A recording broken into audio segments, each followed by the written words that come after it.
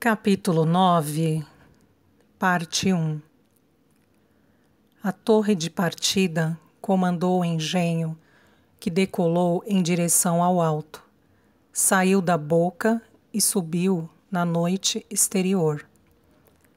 Depois que viviam na superfície, Eléa e Paikã tinham perdido o hábito da luz, perpetuamente acesa, nas vilas enterradas.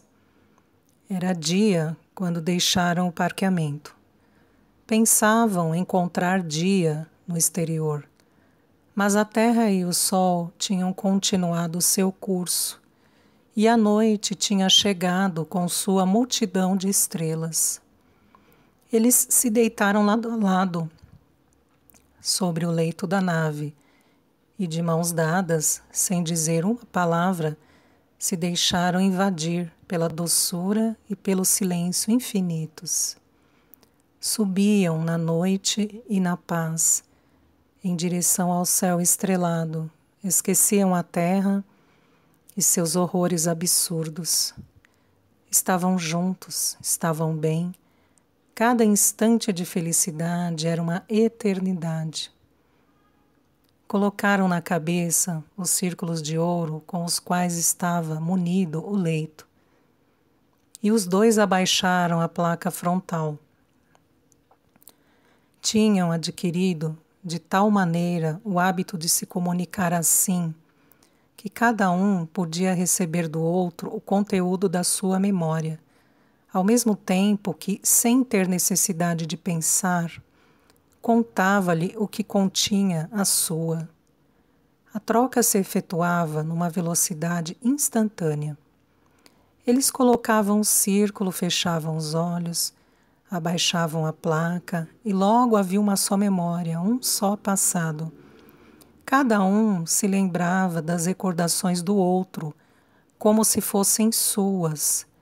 Não eram mais dois seres que creem se conhecer e se enganam, mas um só ser, sem sombra de dúvida, solidários e sólidos diante do mundo. Assim, Paikã soube tudo do projeto do abrigo e de cada instante vivido por Eléa entre o momento em que haviam se separado e o que ela o havia reencontrado. Assim conheceu ele a maneira pela qual ela havia recuperado sua liberdade. Sabendo-o por ela mesma, ele sofreu por ela sem recriminação e sem ciúme. Não havia entre eles lugar para sentimento dessa ordem, pois cada um, conhecendo tudo do outro, o compreendia completamente. Tiraram ao mesmo tempo seus círculos de ouro e se sorriram, numa união total, numa felicidade perfeita por estarem juntos. Eram um único ser, e eram dois, para dividir e multiplicar suas alegrias, como duas mãos do mesmo corpo que acariciam o mesmo objeto, como dois olhos que dão ao mundo sua profundidade. O emissário de bordo falou: atingimos o nível 17. Vamos começar o voo horizontal em direção a Lamos. Velocidade autorizada 9 a 17. Que velocidade desejam? A máxima, respondeu Paikã. Máxima, velocidade 17 registrada. Atenção à aceleração. Apesar do aviso, o deslocamento horizontal pressionou Eléa contra o alto e rolou Paikã por baixo dela. Ela começou a rir. Tomou nas suas mãos os longos cabelos louros ainda úmidos, mordiscou-lhe o nariz, as faces e os lábios. Não pensavam mais nas suas provas, nas ameaças nem na guerra. Voavam para um porto de paz, talvez momentânea, precária, ilusória, e onde múltiplos problemas se colocariam em todo o caso diante deles. Mas essas preocupações eram para amanhã e não para agora. Viver antecipadamente as infelicidades é sofrê-las 2 vezes. O momento presente era momento de alegria, era preciso não envenená-lo. Aquele momento de paz foi cortado bruscamente por um grito de alerta no emissor. Gelados se endireitaram. Um sinal vermelho piscava na placa de comando. Alerta geral, disse o emissor. Todos os voos estão cancelados. Voltareis ao parqueamento pelo caminho mais curto. Deveis ir imediatamente aos vossos locais de mobilização. O aparelho virou-se e começou uma descida vertiginosa oblíqua. No solo, através da carlinga transparente, viam um balé louco de casas de repouso se aproximando a uma velocidade que aumentava cada vez mais, e o funil da boca aspirar as bolas luminosas que giravam em cima dela, esperando sua vez.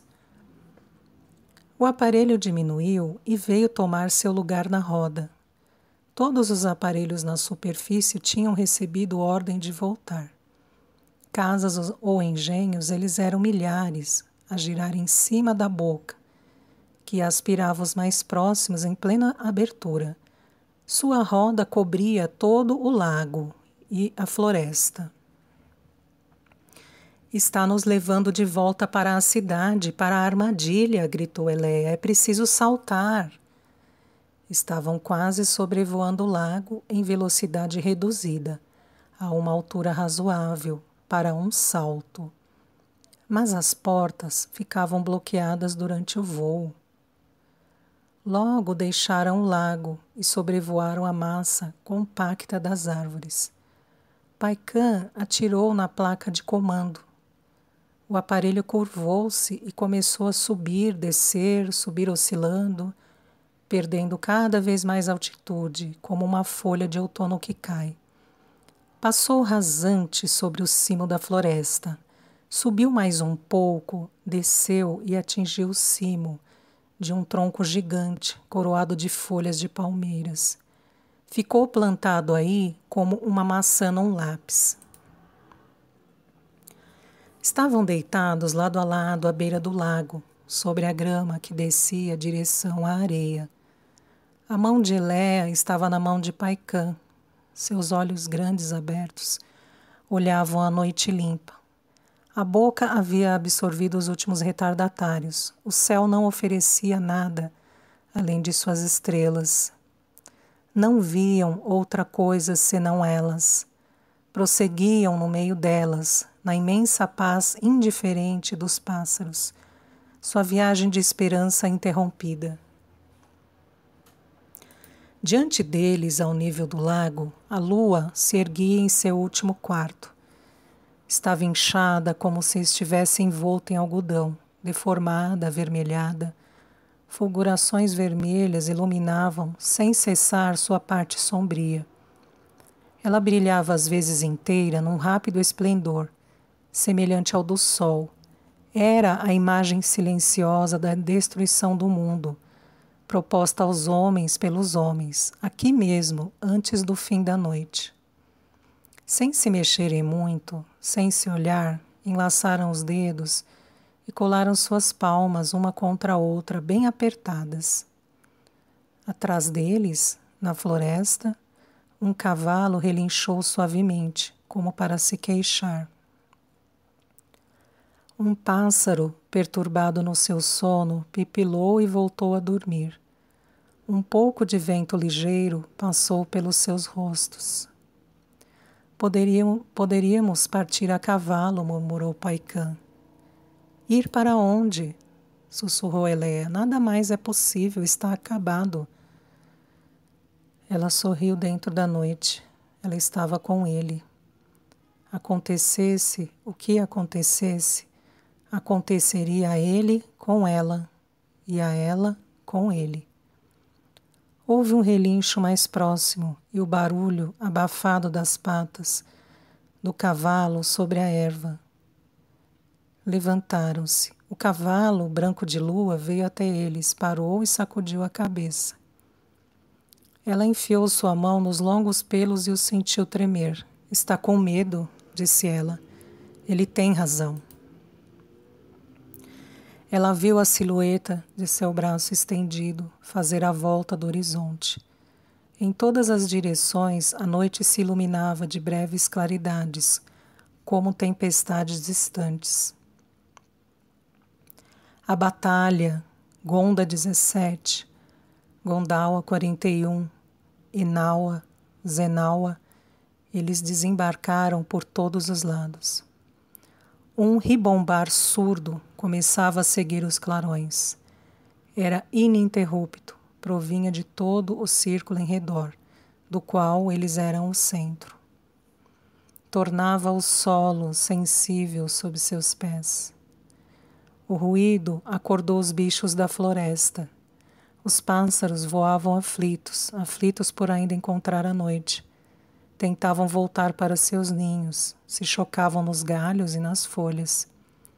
As corças saíram do bosque e vieram se juntar ao redor do casal humano. Veio também um cavalo azul, invisível na noite, e os pequenos ursos lentos das árvores com seus coletes claros, e os coelhos negros de orelhas curtas, cuja cauda branca remexia-se no solo. Antes do fim da noite, disse Paikã, não restará mais nada de vivo aqui, nem um bicho, nem um talo de grama. E aqueles que se creem protegidos lá embaixo, têm somente uma prorrogação de alguns dias, talvez de algumas horas. Quero que você vá para o abrigo, quero que você viva. Viver? Sem você? Apoiou-se contra ele e levantou a cabeça. Ele via a noite dos seus olhos refletir as estrelas. Não ficarei sozinha no abrigo. Tem Coban. Você já pensou? Ele sacudiu a cabeça como para recusar esta imagem. Quando acordarmos, deverei lhe dar filhos. Eu que ainda não tive filhos de você. Eu que esperava sem cessar para me semear filhos. Você não se incomoda? Ele apertou-a bruscamente contra si e depois reagiu. Fez um esforço para ficar calmo. Estarei morto há muito tempo, depois desta noite. Uma voz imensa e descarnada saiu da floresta. Os pássaros fugiram, chocando-se no seu voo com todos os obstáculos da noite. Todos os emissores da floresta falavam a voz de Coban. Ela se misturava e se superpunha a ela mesma. Vibrava e ecoava sobre a superfície das águas. O cavalo azul levantou a cabeça para o céu e soltou um relincho agudo. Eleia, Eleia, escute, Eleia. Sei que você está no exterior, está em perigo. O exército invasor desce sem parar. Breve ocupará toda a superfície. Assinale-se para um elevador com sua chave. Nós iremos buscá-lo onde você estiver. Não demore mais. Escute, Paikã. Pense nela. Eleia, Eleia, este é o meu último apelo. Antes do fim da noite, o abrigo será fechado, com ou sem você. Depois foi o silêncio. Eu sou de Paikã, disse Eleia numa voz baixa e grave. Pendurou-se no seu pescoço. Ele passou seus braços à volta dela, ergueu-a e deitou-a sobre a coberta macia de grama, entre os bichos, que se afastaram e fizeram um círculo ao redor deles. Chegavam outros vindos da floresta, todos os cavalos brancos, cavalos azuis e os cavalos negros, menores, que não se viam nem mesmo sob a luz da lua. E lentas tartarugas saíam da água para os encontrar. A claridade dos horizontes palpitava à volta deles, até as extremidades do mundo.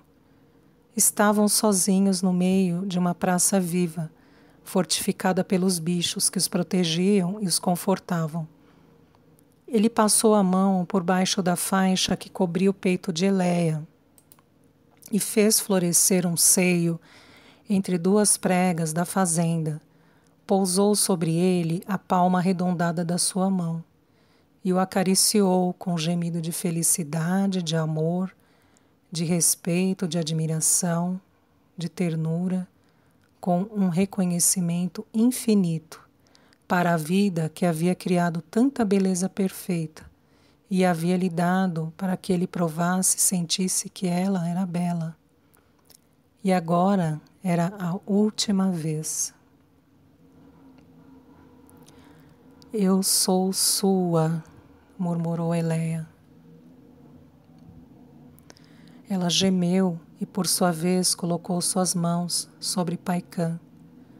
O horizonte estremeceu, uma claridade verde ofuscou uma manada de cavalos brancos que dançavam no local assustados. Eleia não via mais nada. Paikã via Eleia, olhava com seus olhos, com suas mãos, com seus lábios, enchia a mente com sua carne e com sua beleza e com o prazer que a percorria. Ela parou de acariciá-lo. Suas mãos sem forças se desprenderam dele. Os olhos fechados, os braços pendidos.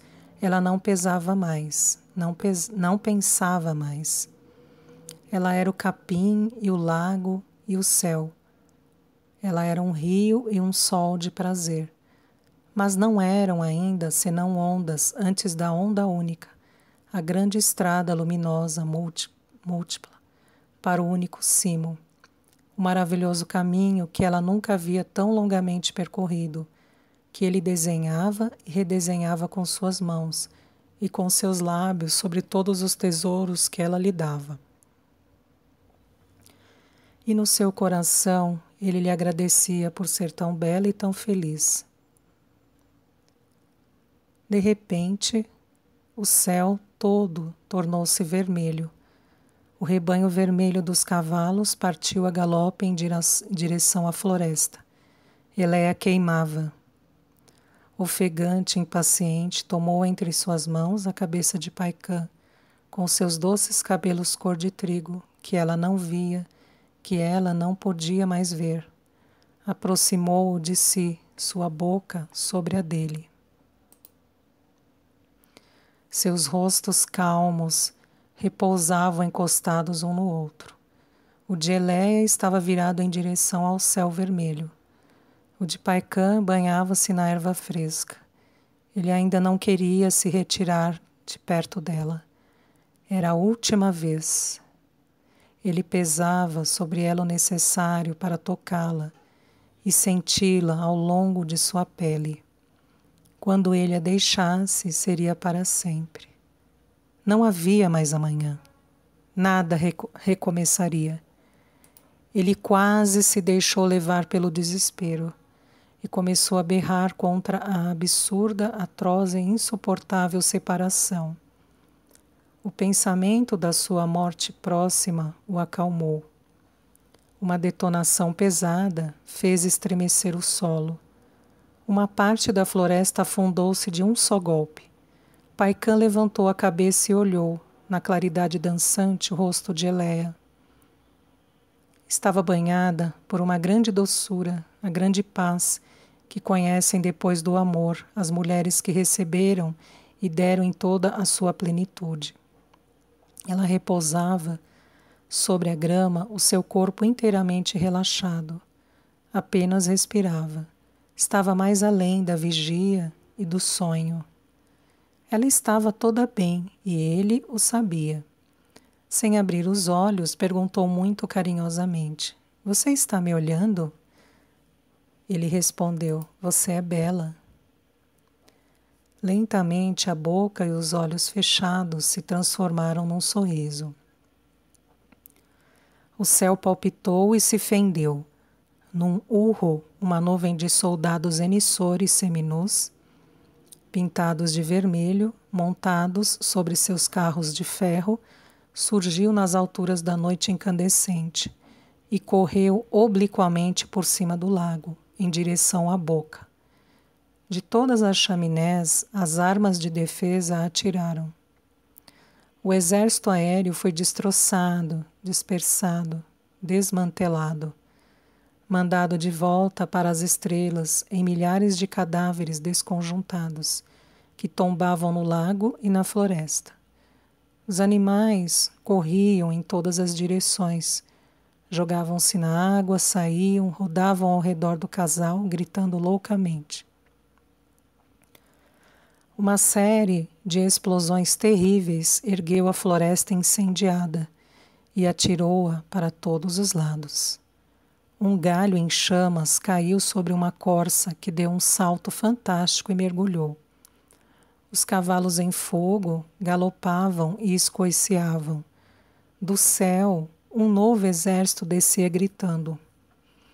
Paikhan quis erguer Eleia. Ela o segurou. Abriu seus olhos, olhou, ela estava feliz. Vamos morrer juntos, disse ela. Ele escorregou sua mão dentro da arma, abandonada sobre a grama. Levantou-se e endireitou-se. Ela teve tempo de ver a arma apontada em sua direção. Gritou, você vai viver, disse ele, e atirou. O que se seguiu? Eleia descobriu ao mesmo tempo que os sábios da EPI. A arma a havia atingido, mas os seus sentidos tinham continuado a receber impressões, e sua memória inconsciente as registraram. Seus ouvidos haviam ouvido, seus olhos entreabertos haviam visto. Seu corpo havia sentido Paikhan arrumar em volta dela algumas roupas, tomá-la nos braços e andar em direção ao elevador, no meio daquele inferno desencadeado. Ele havia enfiado sua chave na placa, mas o elevador não subia. Então ele gritou, Coban, estou chamando, sou Paikhan, estou lhe trazendo Eleia. Houve um silêncio. Ele gritou de novo o nome de Coban e o nome de Eleia. O sinal verde começou a palpitar abaixo da porta, e a voz de Coban ressoou embrulhada, cortada, às vezes abafada, às vezes vibrante, com o som de uma lâmina de aço. Tarde, bem tarde, inimigo. Penetrou em Gonda 7. Seu grupo de elevadores isolado. Vou tentar. Desça. Estou enviando um grupo. Atacar inimigo. Ao seu encontro. Assinale-se. Seu anel. Todas as placas. Repito, envio. A cabine do elevador chegou e abriu-se.